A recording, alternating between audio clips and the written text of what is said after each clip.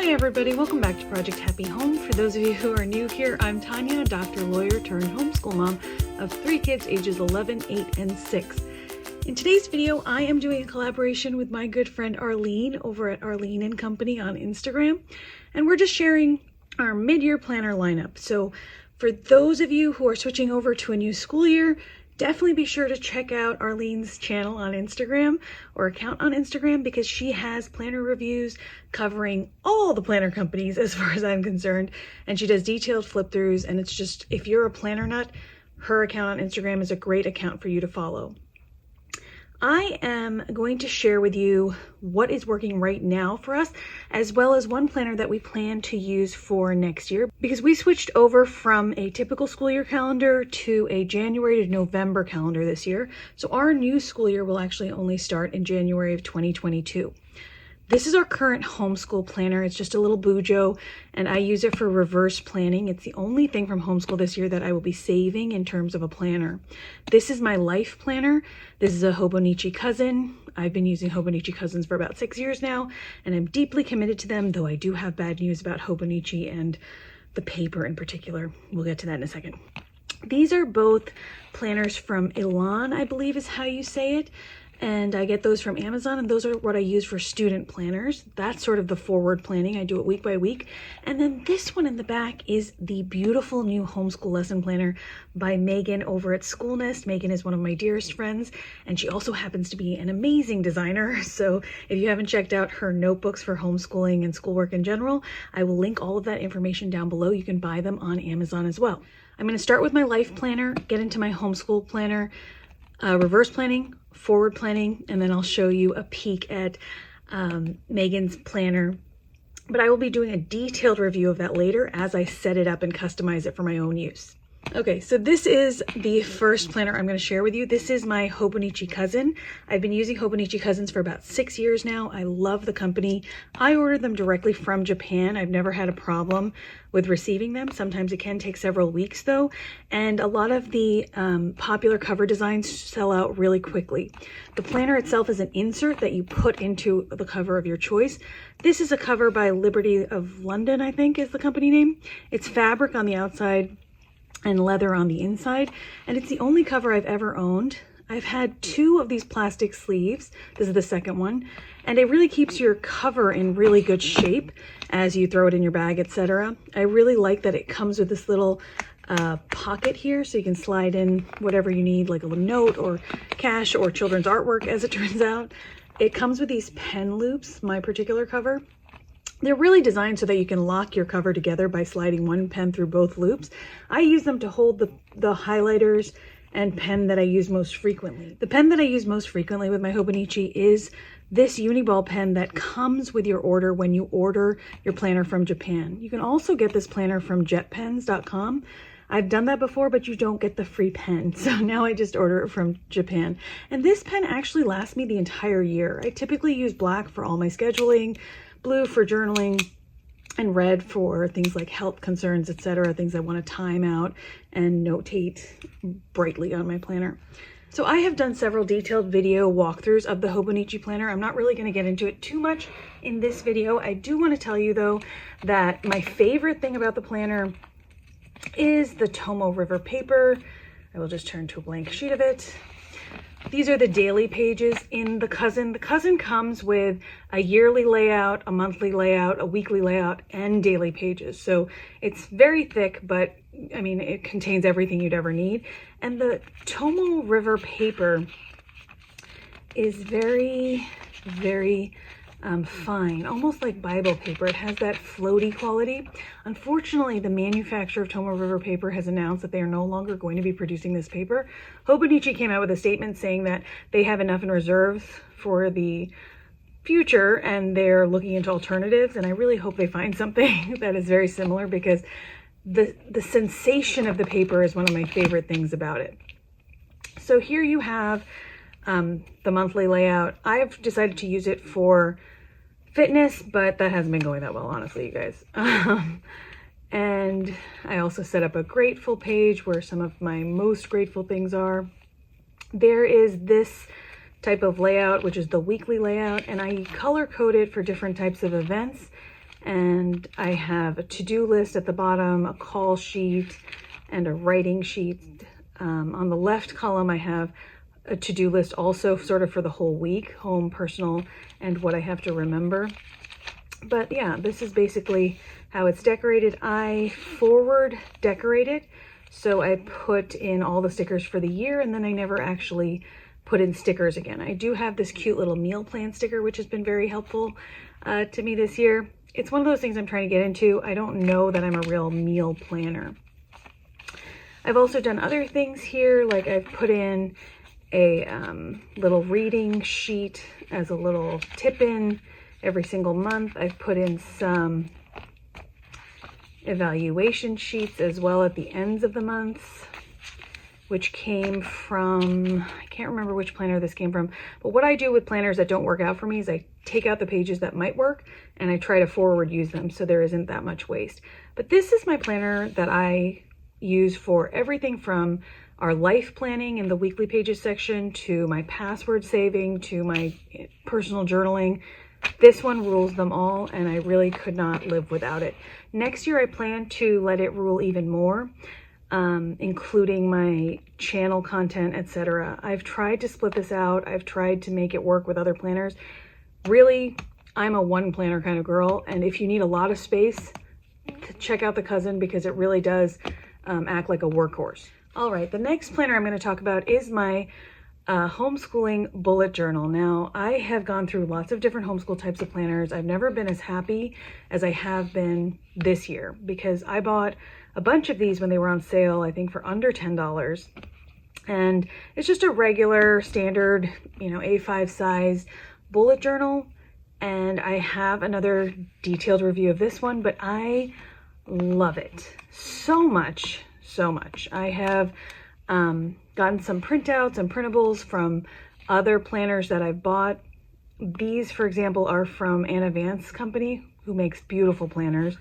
So I've glued in different things. I have forward prepped it, like for an index, etc. Our school year, our daily schedule, which is a very loose schedule. This is something I use so I can plan out how much work I think we can get through in a week. I record snail mail, different goals for the kids, which I'm not going to really get into. Our book lists I've typed out and printed on sticker paper and glued in there, and as we get through them, we highlight them. I've also printed out a lot of the things that I have on Google Docs, for example, our individual curriculum, our extracurriculars, etc. I put in the cute stickers from activities that we do, like Universal Yums, in here. And then every month I have a calendar page where I record some of the events that we've gone to, scheduled things, birthday parties, etc. And then I also have a Vision This Term page, which is another Anna Vance printable that I bought from her Etsy shop years ago. And that's actually editable. So mine is edited to include what we watch, what we play, what we read, what we listen to, any composers that we focused on, any poets or artists. I split out the reading section into different students as well as what we're reading together. I paste in every month our Squilt music calendar as well as our nature journaling from Wonder-Filled Days.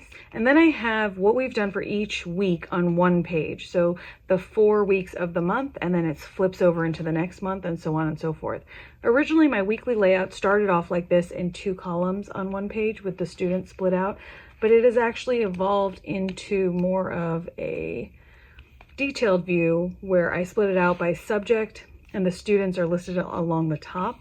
And I put down what we're doing, because I realized I like to have the subject split out. At the very end is where I track everybody's curriculum. So I've divided it out in such a way that you have some things are printed out and stuck on for scope and sequence, but some things are just laid out in terms of pages or lessons, and I just highlight as we go through. I don't highlight this in real time. Generally once a month or so, I go and see everybody's curriculum and kind of see where we are. So that is actually our homeschool bujo. I really like the style because this is what I want to remember. I don't necessarily want to remember what page everyone did every single day. I do, however, want to remember that we studied Native Americans this week, or the Navajo this week. We watched these particular videos about it, etc. So this is my record of the year. This is what I will save. I like that it's compact and together.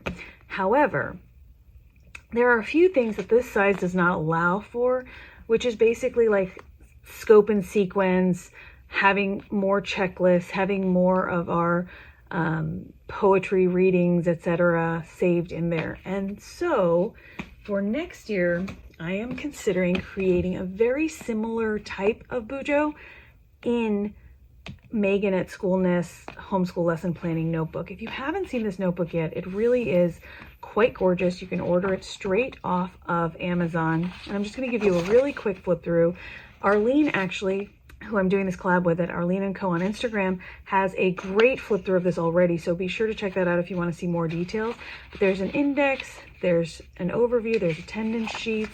She includes book list pages as well as curriculum progress pages that go out to 180 days. I probably will need more of these.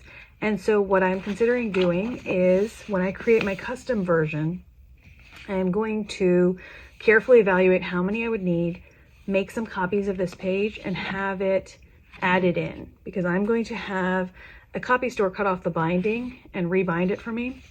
But I'm going to add in some of the pages that I included in my own bujo and just have them inserted in the right places. So this already has a month overview sheet. It has a blank sheet here where you can put in, you know, other printables that you might use, or lists or charts, kind of like our vision this term. There's a weekly goals and notes page for every week and another page for the weekly reflection, a schedule page for every single week so you can put in, you know, play dates, classes, etc. And then a weekly plan sheet. There's also 3 daily details sheets for the week. So you could put Monday, Tuesday, Wednesday, Thursday, Friday, and then like weekend, and write down what you do or split that up however you like. And then it goes on to week 2. Every month has 4 weeks, and the book just keeps going like that until the very end. I think you do have end of the month reflections before the next monthly page. And then at the very end, you do have an end of the year wrap up. So what went well, focus for next year, and you have 2 pages of those. So again, that's at theschoolnest.com, but you can buy them on Amazon, and I will link those down below. I'm really excited to use this. My idea is, you have 12 months here. My idea is to use one of these months and use them for my tip-ins and glued down pages for what I use, and also insert the pages that I want before I re-spiral bind it. So when I get around to doing that, I will definitely do a detailed review of that. And last but not least are these 2 simple student planners from Elan. I bought these off of Amazon as well. I will link them down below. I actually have another type as well that I didn't grab for my middle child. This one's for my oldest, this one's for my youngest. I will show you the insides of these.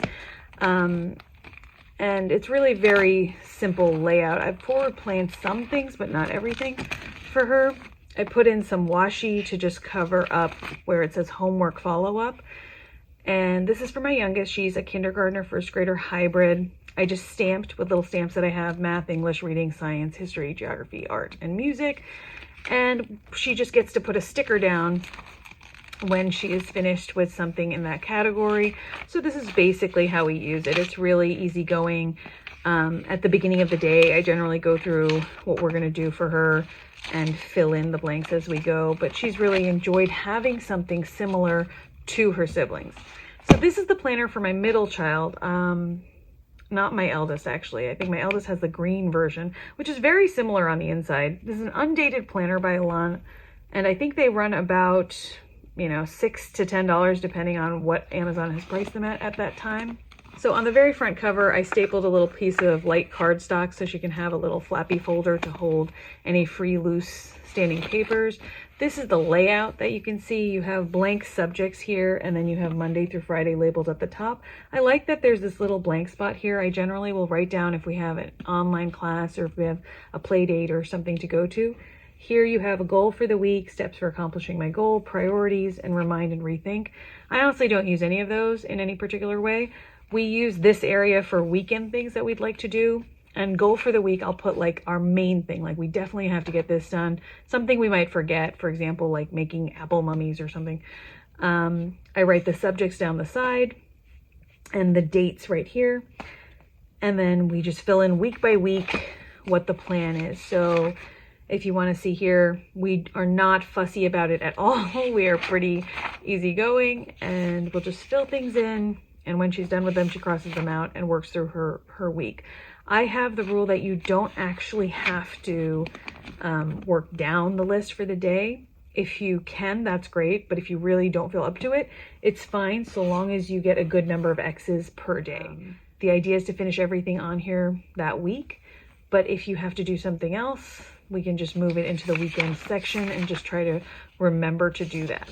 So this is basically what we've been using for homeschool planning, and it's been working really well for us. So I'm really excited again to customize Megan's planner for next year. I will continue using a Hobonichi for next year for as long as they have the Tomoe River paper. And that is our plan, you guys. So I hope this was helpful to you. I really want to make my Hobonichi even more of a workhorse going forward. So next year, you know, hopefully there will just be the Hobonichi, the homeschool planner for reverse record keeping, and the student planners that we will toss at the end of the year.